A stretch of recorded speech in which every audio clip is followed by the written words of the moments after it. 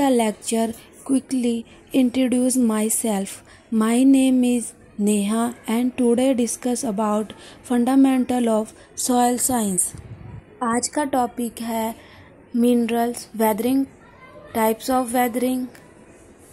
Mineral क्या होता है? मिनरल्स को हम हिंदी में खनिज भी बोलते हैं।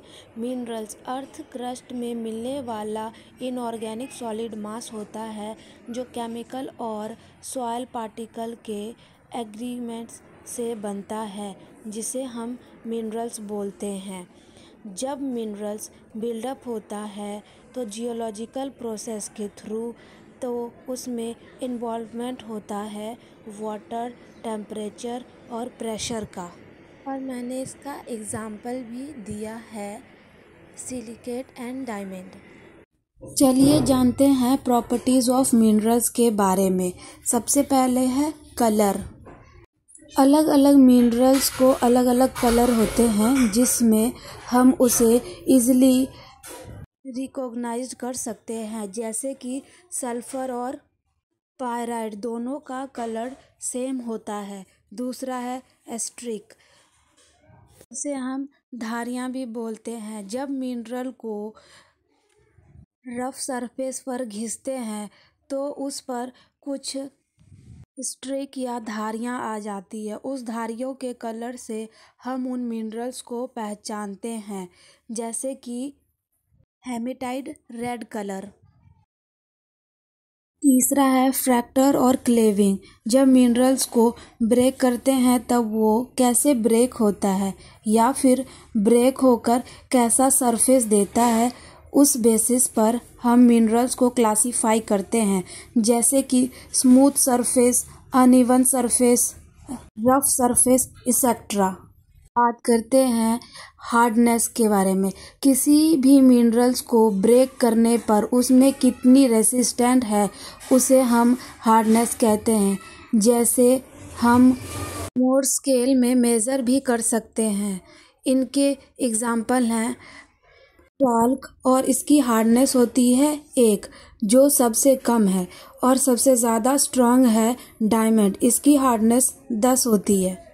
5वां है लास्टर। किसी भी मिनरल का हाइट के साथ कैसा इंटरेक्शन है उसे लास्टर कहते हैं, जैसे कि एडमेंटाइन डायमंड की लास्टर प्रॉपर्टी है। एग्जाम्पल है ये इसका। 5वां है क्रिस्टल फॉर्म। तो जैसा कि हम जानते हैं मिनरल्स होमोजीनस क्रिस्टल है के एग्रीगेट से बनते हैं, और ये क्रिस्टल 6 टाइप्स के होते हैं: आइसोमेट्रिक, टेट्रागोनल, हेक्सागोनल, ऑर्थोक्लिनिक, मोनोक्लिनिक और ट्राइड्राक्लिनिक। उसके बाद स्पेसिफिक ग्रेविटी, ये मिनरल की डेंसिटी से रिलेटेड है, जैसे कि जिस भी मिनरल का साइज हैवी होता है तो उसकी स्पेसिफिक ग्रेविटी इंक्रीज होती है। फिर है मैग्नेटिज्म। अगर कोई मिनरल मैग्नेट से रिफ्लेक्शन शो करती है तो उसमें मैग्नेटिक प्रॉपर्टी है। जब एयर, वाटर और बायोस्फीयर कंबाइन एक्शन से लिथोस्फीयर अर्थ क्रस्ट ब्रेक होकर सॉइल का फॉर्मेशन करती है, उस प्रोसेस को वेदरिंग कहते हैं। सिंपली तरीके से जाने तो सॉलिड, एयर, रॉक, वाटर और विंड की इफेक्ट से ब्रेक होकर पेरेंट मटेरियल का फॉर्मेशन करता है, उसे हम वेदरिंग कहते हैं। और हाँ, इसे आप नोट डाउन कर लीजिएगा जो मैं अभी बताने वाली हूँ। पेरेंट मटेरियल क्या होता है? जब सॉलिड रॉक मास ब्रेक होकर और जब उसको उस केमिकल, बायोलॉजिकल और फिजिकल इफेक्ट से ट्रांसफॉर्म होकर एक न्यू मटेरियल का फॉर्मेशन ही पेरेंट मटेरियल या फिर रिगोलिथ कहते हैं उसे। आइए अब समझते हैं कि प्रोसेस ऑफ वेदरिंग मेनली कितने टाइप्स की होती है। तो आइए जानते हैं types of weathering. Mainly 3 types की होती हैं। पहला है फिजिकल, इसे हम मैकेनिकल वेदरिंग भी कहते हैं। दूसरा है केमिकल वेदरिंग और तीसरा है बायोलॉजिकल वेदरिंग। आइए हम इसे डिटेल में जानते हैं। पहला है फिजिकल वेदरिंग। फिजिकल वेदरिंग में रॉक का डिसइंटीग्रेशन का मतलब स्मॉलर पीस में ब्रेक डाउन होती है रॉक, और ये प्रोसेस फिजिकल के अंदर होता है और टेम्परेचर, विंड और वाटर के एक्शन से। अब हम जानेंगे कि फिजिकल वेदरिंग कैसे होती है और क्या फैक्टर होते हैं। जैसे फिजिकल वेदरिंग के इफ़ेक्ट होते हैं। पहला है physical condition of rock. Rock की फिजिकल कंडीशन जैसे कोर्स टेक्सचर और फाइन टेक्सचर स्टोन वेदरिंग को इफ़ेक्ट करती है, उसे फिजिकल कंडीशन ऑफ रॉक कहते हैं। दूसरा है एक्शन ऑफ टेम्परेचर। जब टेम्परेचर वेरिएशन की वजह से वेदरिंग इफेक्ट होती है, जैसे कि डे के टाइम पे टेम्परेचर हाई होती है तो रॉक भी हीट हो जाती है और एक्सपेंड हो जाती है, और फिर नाइट के टाइम पे कूल टेम्परेचर होने के कारण वो कंसंट्रेट हो जाती है। तीसरा है एक्शन ऑफ वाटर। वाटर की वजह से रॉक का डिसइंटीग्रेशन, ट्रांसपोर्टेशन एंड डिपोजिशन होता है। जैसे कि जब ओशियन वाटर फ्लो करता है तब वाटर वेव की वजह से जो वाटर रॉक पर गिरती है तो रॉक भी टूट जाती है और फिर रॉक के पार्टिकल्स वाटर के थ्रू फ्लो होकर डिपॉजिट हो जाती है। चौथा है एक्शन ऑफ विंड। जब तेज हवा चलती है तब विंड के साथ सैंड पार्टिकल भी एयर में मिक्स होता है, और जब सैंड पार्टिकल्स रॉक में टकराते हैं तब रॉक ब्रेक होती है, उससे वेदरिंग होती है, उसे वेदरिंग कहते हैं। पांचवा है एटमॉस्फेरिक इलेक्ट्रिक फिनोमिना। जब रेनी सीजन में लाइटिंग होती है, यानी कि जब रॉक पर तेज बिजली गिरती है तब हैवी रॉक ब्रेक हो जाती है और क्रैक हो जाती है। इस क्रैक की वजह से रॉक धीरे धीरे ब्रेक होने लगती है। इन सभी प्रोसेस की वजह से फिजिकल वेदरिंग होती है।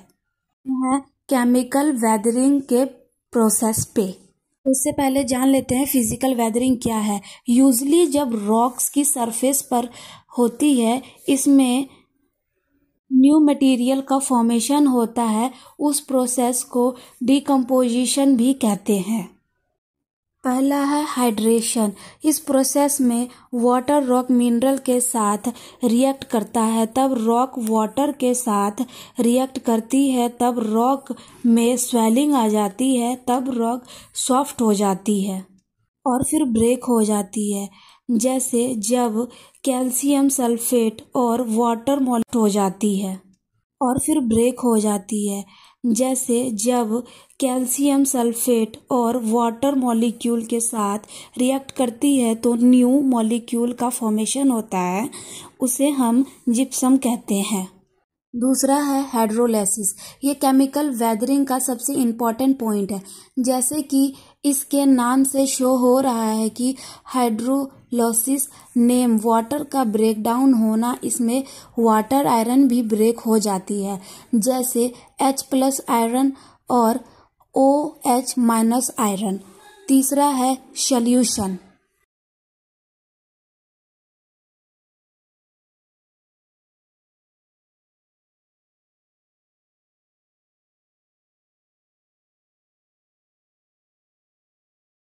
फिर है ऑक्सीडेशन। जब ऑक्सीजन मिनरल से साथ कंबाइन करता है तो उस प्रोसेस को ऑक्सीडेशन बोलते हैं, और मॉइस्चर की प्रेशर में मिनरल के साथ बेटर रिएक्शन करता है और इससे मिनरल ऑक्सीडाइज का फॉर्मेशन होता है। पांचवा है रिडक्शन। जब किसी मिनरल्स कंपाउंड में ऑक्सीजन या का रिमूवल होता है, उस प्रोसेस को रिडक्शन बोलते हैं। जैसे हेमाटेट से ऑक्सीजन का रिमूव होना, तब फेरस ऑक्सीडाइज का फॉर्मेशन होता है, उसे रिडक्शन कहते हैं। तब सॉल्यूशन बनता है, इस प्रोसेस को कार्बोनेशन कहते हैं। तीसरा है बायोलॉजिकल वेदरिंग प्रोसेस।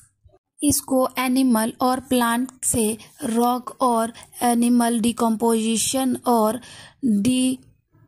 डिग्रेड होता है और इसीलिए बायोलॉजिकल वेदरिंग होती है। बायोलॉजिकल वेदरिंग इन डिटेल्स के बारे में। Process of biological weathering. सबसे पहला है मैन एंड एनिमल। जैसा कि हम जानते हैं, मैन डैम्स, चैनल और रोड और बिल्डिंग्स का फॉर्मेशन करता है, यानी कि जब इनका कंस्ट्रक्शन होता है तब हैवी रॉक ब्रेक हो जाती है और ये रॉक यूज करने के लिए तैयार है। ह्यूमंस के अलावा बर्ड्स और इंसेक्ट भी बायोलॉजिकल वेदरिंग के लिए रिस्पॉन्सिबल होते हैं। सेकेंड है हायर प्लांट एंड रूट। कुछ प्लांट की हार्ड रूट होती है जो हार्ड रॉक को भी पेनिट्रेट करती है, जिससे रॉक में क्रैक आ जाते हैं, उसे हायर प्लांट एंड रूट कहते हैं।